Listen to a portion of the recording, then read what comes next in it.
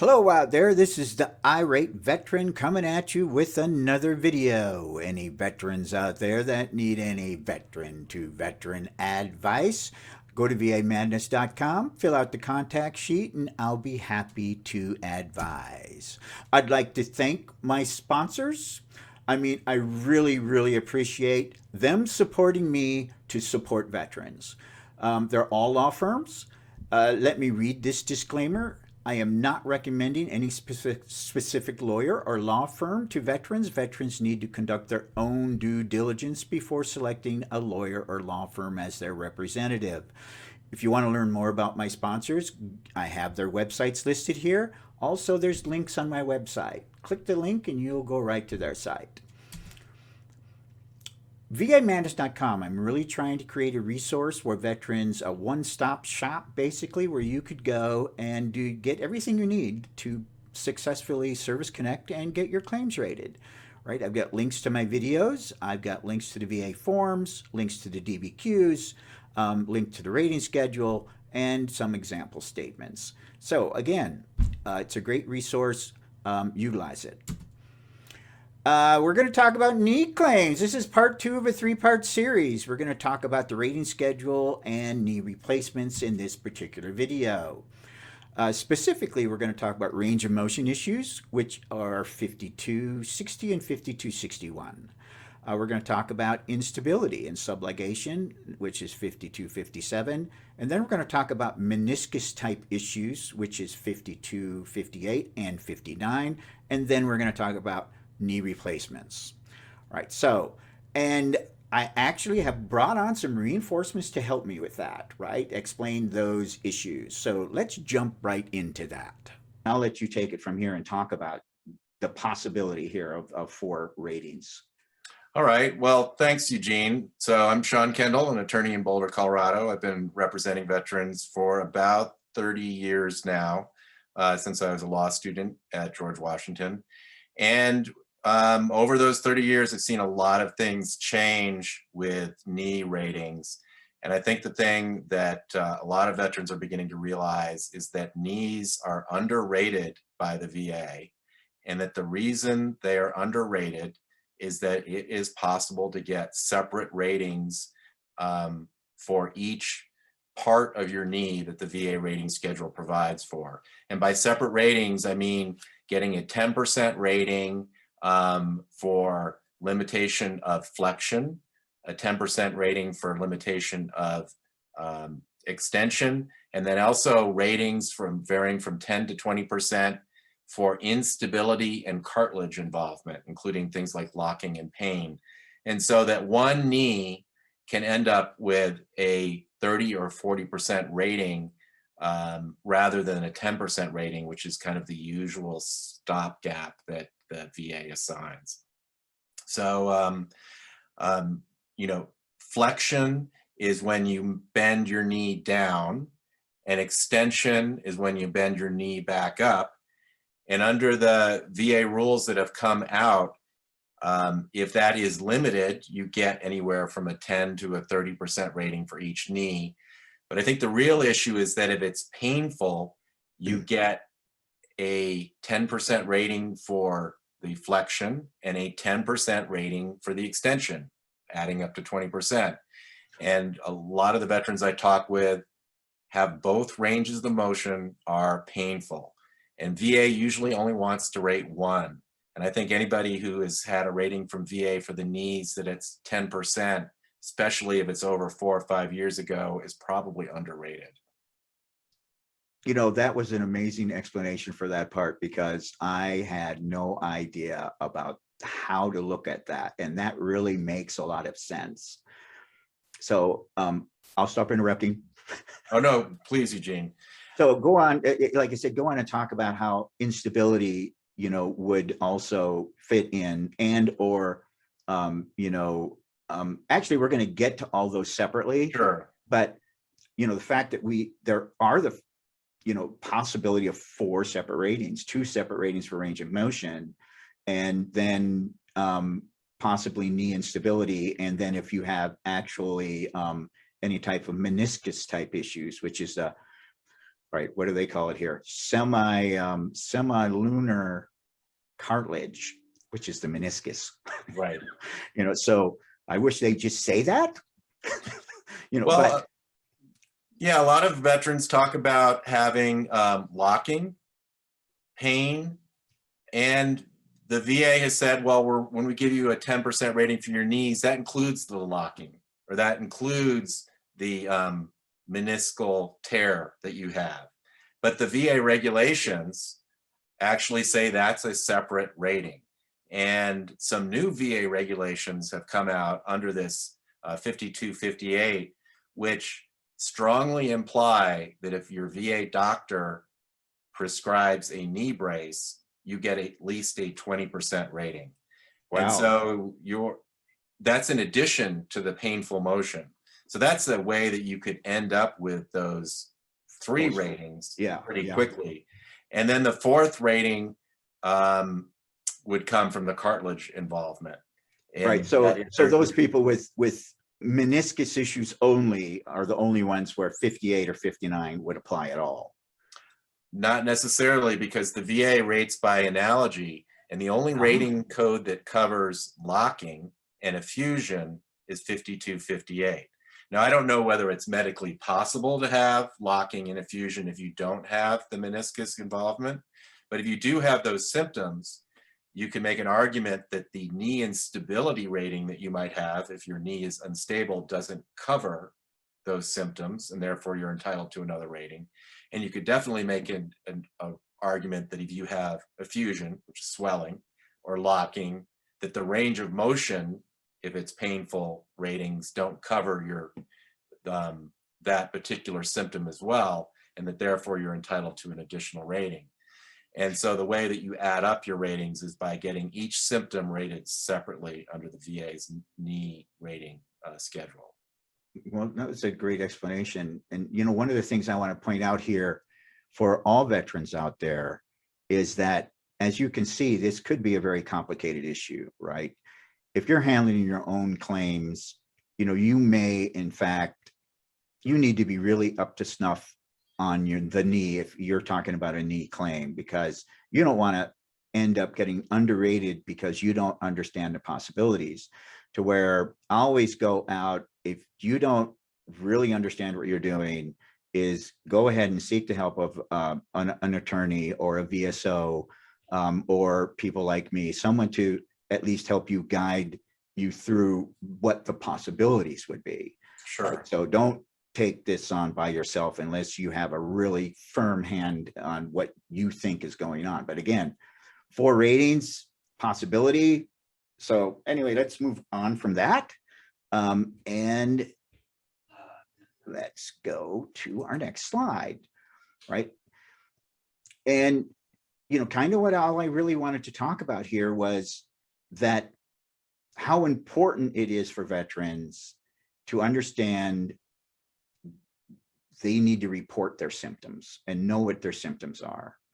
I mean, sometimes if I sit down and just think about, what are my symptoms, it's even hard for me to just sit here and think about, all right, if I was not to look at this list, which, limitation of motion, instability, locking, pain, swelling, weakness, buckling, and so forth, I wouldn't think of half of those things, even though I may have them, right? So that's one of the things I wanted to point out in this slide was there are so many symptoms that you may have if you sit down and think about it, right? So you need to do that.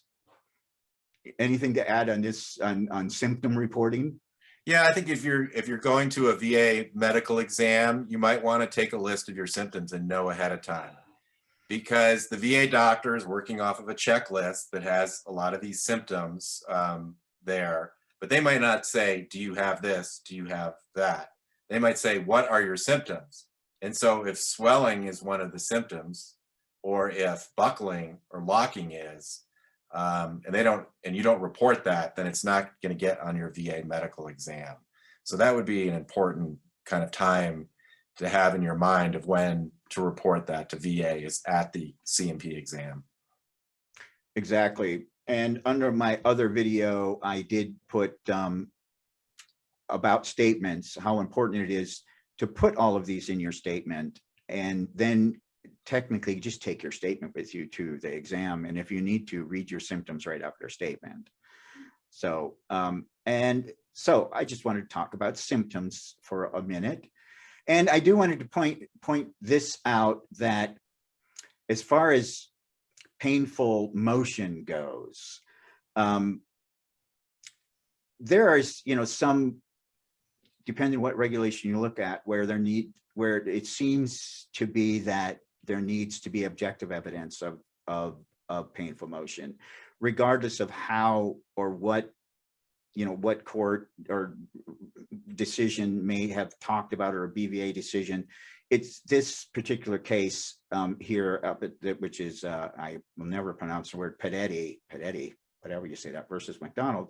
It just made it really clear that, objective evidence can be a witness statement, right? So those of you who have some of the symptoms that we've talked about, those that can be observed by another person, even your complaints about, oh, my knee hurts, or my knee gave out and you need support, right? The fact, if they've witnessed these things, they should write a statement, simply because now your self-report, which is more of a subjective issue, becomes more of an objective issue when you have a witness statement, right? So, and basically, that's basically what this case determined. In this particular case, the guy's daughter had witnessed, his complaints, right, about some of his symptoms, and that turned out to be an adequate measure for objective evidence. As far as for painful motion, doesn't specifically have to come from the VA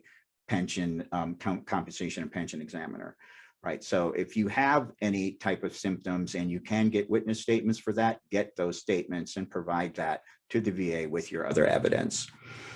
I did wanted to point out also that includes instability. Those in those cases where your knee does give out and you do have a person who witnesses that, get that statement right away, so that you'll have that objective evidence that, yeah, wow, his knee gave out, he's lost balance, and then I had to support him to, return home, or whatever the issue is, right? So I just wanted to mention witness statements, very, very important. So get those if you can get them.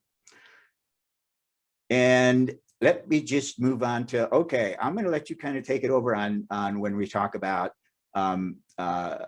this range of motion issue. On if you could explain any of this, I'd be really appreciative. Yeah, this is a pretty difficult chart, and there's some rules here that allow veterans to get a 10% rating, even if flexion is not limited to 60 degrees. And that's the regulation you have here about painful motion. And it's not only painful motion, but it's weakness, crepitation, I guess, muscle atrophy, instability. If you have all of that, then the joint is considered limited. And that means that it's counted as painful motion. So if you have weakness, it's still counted as painful motion. Most veterans whose cases I work on have painful motion, and so some of these other issues aren't as important. But a lot of veterans complain of this, the crackling sound in the knee that's always kind of there, or weakness, even on full range of motion. So it's good to talk about those symptoms in your exam, because that gets you at least the minimum rating. So with painful motion, that is bending your knee down, which is flexion, the minimum rating is 10%, not 0% here. The 0% would only apply if you had unpainful motion, or you didn't have crepitation, or you didn't have weakness, which I suppose is possible. I've not really seen those cases come out. And so that is a really important finding, because cases probably older than 10 years ago, you might see some 0% ratings for knees. And if you have painful motion, then that 0% rating is incorrect and should be raised to 10. The higher ratings of 20 and 30% depend on measurements by a doctor, which show that the flexion of the knee, that is bending your leg down, is limited to 30 degrees or 15 degrees, which is pretty limited motion. I think an issue that comes up is whether motion is more limited during flare-ups. So that is, if a knee hurts a lot more during certain periods of time, either after use or periodically, the VA doctor or even your own doctor is supposed to estimate how much limitation of motion you have during that flare-up. And so, I mean, they're not there seeing you, the doctor isn't there. So you really have to be able to describe to a doctor in terms of how much you can bend your knee during the flare-up, and maybe possibly have witness statements in order to get those higher ratings if the doctor at your C&P exam is measuring more motion than the 30 or 15 degrees that are necessary for that higher range of motion. Well, let's move on to the next slide, which also is the other range of motion, the extension issue. And here I'm mentioning flare-ups also. There's a part on the DBQ, which I have noted here, where the doctor will specifically ask you if you have flare-ups, and then he'll check the box.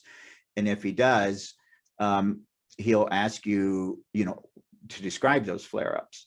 And again, in my last video, where I have explained, how you with your flare-ups to describe, exactly if you have more limited range of motion, how to describe that, as well as if you have more functional limitations during flare-ups than you normally have, how to describe those.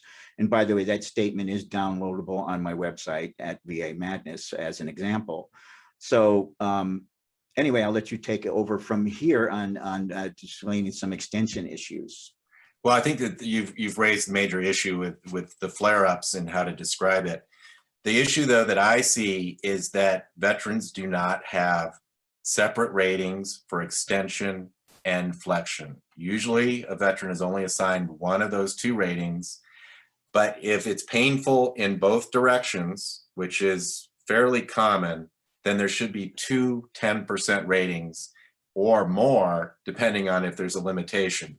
But usually the issue is not that there's a limitation, it's that there's full range of motion in both directions, but it's painful.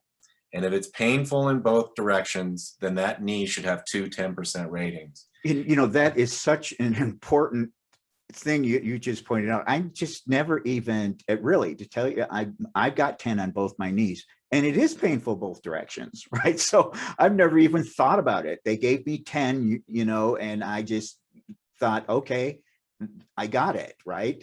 I never even imagined that, okay, yes, it is, you can have two separate ratings. First of all, way back, I didn't know that, as most veterans, right? Which is, like I said, veterans out there, when you don't understand something, go ask people who know, lawyers, VSOs, and in some cases, even me, right? So, but anyway, yeah, no, I think that's maybe the most important thing maybe about this whole video that you're pointing out, is that it's a major issue. Two separate ratings on both directions. It's a major issue that I don't think VA really paid attention to for a long time. I think a lot of rating officers at the local regional offices are not picking up on it. I think there's an issue of retroactive compensation by filing a clear and unmistakable error claim. If it's clear from the record that painful motion was in both directions, and there was no discussion of applying both diagnostic codes, that would be a legal error that would entitle you to retroactive benefits from the date of your first rating. I'm sure you have a video on clear and unmistakable error claims. If not, I actually don't yet, but I'm going to do one, right? So, okay. But at the same, and maybe I'll ask for your help with that. But anyway, the idea is that what you're just mentioning should be bringing the light bulbs on for hopefully thousands of veterans out there, because I run into veterans all the time with a single 10% rating on their knees. I'm one of them. I have a left and right 10 on both, right? And I have painful motion throughout. I should have 2 10s for each instead of 110. And of course, since I'm like 5,000%, I won't pursue that. But there's many of you out there that you should pursue it if your ratings are below 100% already. Mm-hmm. Right, and critical to getting towards that unemployability threshold of 70%, which allows the local office to assign unemployability. And so if you're talking about going from 2 10s to 4 10s, that can make a pretty big difference in getting to that threshold. Wow, that is just amazing. So, all right, under the talking about instability, right, or subligation, right? Under the old schedule, this is the old version before February of 2021, and it was really simple, at least to look at it, even though slight, moderate, and severe might not be defined anywhere. At least it's there's not a lot to explain here. And the rating schedule has changed, and we're going to look at the new regulation in a minute. But I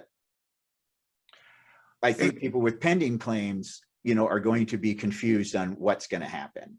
Well, even the old rating schedule, I think the issue, maybe in a clear and unmistakable error context, is should you get a rating for this apart from your painful motion rating or limitation of motion rating? And so it says instability, and subluxation is basically when your knee is not lining up properly.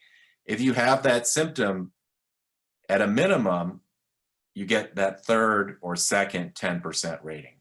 That's what this seems to say. That establishes that idea under the VA law. So that seems pretty important. I agree. Yeah. When you get a moderate, when you get a severe, that is left pretty undefined. Right. And so now let's look at the new 5257. Oh my gosh, what a monster. And I'm definitely letting you take over from here. Yeah, it's interesting, and there's a lot of important things under here. I think one of the important things is this. I think that this diagnostic code is aimed at the idea that multiple ratings are going to happen.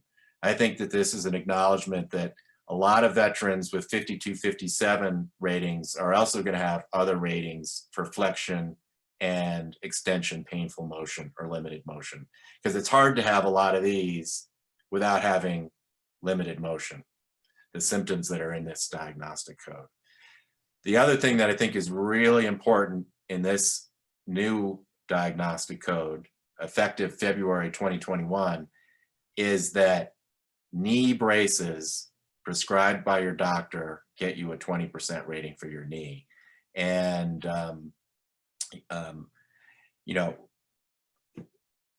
VA doctors do prescribe knee braces for service-connected knee injuries, and they prescribe them to a lot of veterans with only 10% injuries. And I think the reason they prescribe them is because of instability, not for painful range of motion. And so that, I think, is really critical. And I see they divided it into the kneecap and the rest of the knee. I mean, I don't see why they did that, but is there, of any reason why they might have done that? And I see notes 1 and 2 down there that under, the patella instability, how that might apply. I guess I'm a little confused on those. I have some ideas of why they did it. I think VA is trying to limit this rating to only those conditions. But VA rating, other parts of the VA rating schedule and court cases and board cases say that if a rating code doesn't cover your symptoms, then you rate by analogy. So if you have instability, but it's not due to either a ligament tear or patellar surgery, you still have to be rated for the instability. VA is not allowed to leave a symptom unrated. And so if you're rated for range of motion limitations or painful range of motion and still have instability, you should be entitled to a rating under this code, especially if you have a knee brace. So I think the cases that are going to be coming up are veterans that are prescribed knee braces by VA, but the VA says this code doesn't apply. And I would argue on behalf of my clients that it does apply, that this code says instability is equal to a 20% rating because a knee brace causes that level of functional impairment. And I don't think the VA is going to be able to defend saying that it's only a ligament tear or a patellofemoral complex injury or surgery that these apply to. And in note 2, they try and say, I think that arthroscopic surgery is not what this regulation is intended for. But if your arthroscopic surgery causes your knee to be permanently unstable, how are you going to rate that? And the only place to rate that is here. Yeah, and that's where, I think that you give a really good explanation here, especially, like I said, instability is instability. Why you have it is more, of an irrelevant issue. The fact that you have it is the issue. Right. So, I mean, looking at the issues in the diagnostic code. So the first part is the recurrent subluxation or instability. So they talk about, for a 30% rating, a failed ligament surgery repair, and assistive devices have been prescribed, and basically needing to use a cane, crutches, and a brace on the knee is a 30% rating. So that's a pretty serious repair. I don't think that there's going to be a lot of controversy about whether the instability rating applies to the 30% rating. There's going to be a very serious surgery plus the need for assistive devices. I think the controversy is going to start at the 20% rating, where it says you have to have a sprain, a ligament tear, or some kind of persistent, it says sprain, incomplete ligament tear, or repaired complete ligament tear causing persistent instability, and then you need the assistive device. And I think what's going to be controversial is whether the reason for the instability is unknown, or if it's because of arthritis. And the VA in those cases is going to try and not apply this rating. And sprain, I imagine, is not defined anywhere. Well, I think it's a medical term. So, I mean, I think a sprain means ligament involvement. So, and they keep saying ligament over and over again. So I think, so the issue is going to be is what's causing so arthritis is, I mean, I know you've done a lot of videos on arthritis, and where is the arthritis in your knee joint? And does it apply to this diagnostic code? Does it apply to patellar instability? Well, arthritis is not patellar. I mean, it's in the joint. So I see some real issues that VA is going to have with this diagnostic code and trying to exclude veterans from this rating. And I think advocates should try and include veterans in on this rating. Oh yeah, and like I said, that's really good explanation. Also, I think we're going to see a lot of successful arguments for the 20%. Just remember, veterans, if you've got that instability and you're having some problems with balance or whatever it might be, make sure you go for treatment and get that knee brace prescribed for your own safety, for one thing, but secondly, the rating. All right, let me move on to 58 and 59, which probably I'm just imagining are going to be less used.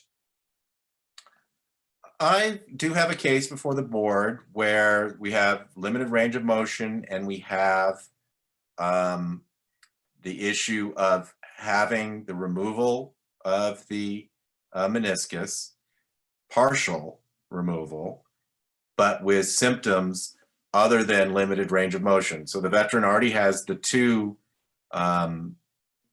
ratings, one for limited extension, one for limited flexion, and is trying to get a third rating for the removal of the cartridge with symptoms. And that symptom would be pain, and the pain would not be pain on motion because the painful motion rating codes only cover painful motion. So if you have pain in the morning when you wake up, that's not painful motion. Or if you have swelling, that's not painful motion. So that means it's symptomatic. So if he has had removal of some of the cartilage, we're saying a third 10% rating should be applied for that knee. And so, if you're talking about suddenly, instead of two 10% ratings, you're talking about six 10% ratings. Yeah, that makes perfect sense. That explanation you just gave. That was that's it's sometimes when even I thought of it, I didn't even think about, yes, you can have pain with no motion, right? So no, another really important issue you brought up on that particular issue. So anything else to say on this one? Well, the 52-58, I think you have the issue of the locking pain, because I do, and not only locking, but the giving out issue, and whether this is an appropriate analogous diagnostic code to rate the locking symptom. Because locking doesn't seem like it is a symptom that would be covered by the painful motion diagnostic code. Now, medically, I'm not a doctor, so I don't know if it's possible to have the locking symptom as described by doctors unless you've had the cartilage removed. But I've certainly heard testimony from veterans that have talked about this symptom and how serious it is. And so if you do have that locking symptom and you have had some kind of surgery, or that's the diagnosis of your injury is the meniscal tear, then it should be a 20% rating. And I don't see that very frequently. So I have a feeling that that is underrated. This is an older diagnostic code and it hasn't changed. Right. But it seems to be more limited cases from my research. I don't know about yours. Yeah, I don't see, actually, I rarely see it. And so we won't spend more time on that. Well, it's interesting. You rarely see it, but people have meniscus surgery. It seems to be a really common surgery. And that is true, which is why it's so important that veterans make sure that they document every single one of their symptoms. And if any of these things are going on, make sure that it has been accounted for in one of their ratings.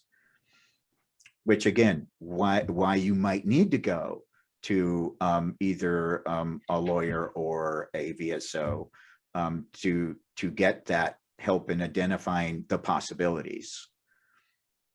So let's move on from that. And here's a big one. I actually see quite a few knee replacements out there, and partial knee replacements and resurfacing. So I see all of those actually fairly often, right? So I'm going to let you talk about this and we'll see what happens. Well, the big thing about knee replacements is since February of 2021, knee replacement, following a full knee replacement, it's only a 4-month period of a 100% rating. So that is a big change from the 1 year that was the length of time a veteran received a 100% rating after a knee replacement.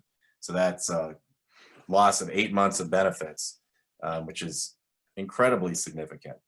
And there's probably not a lot that can be done about that short of congressional intervention. It hasn't been that long since the regulatory change.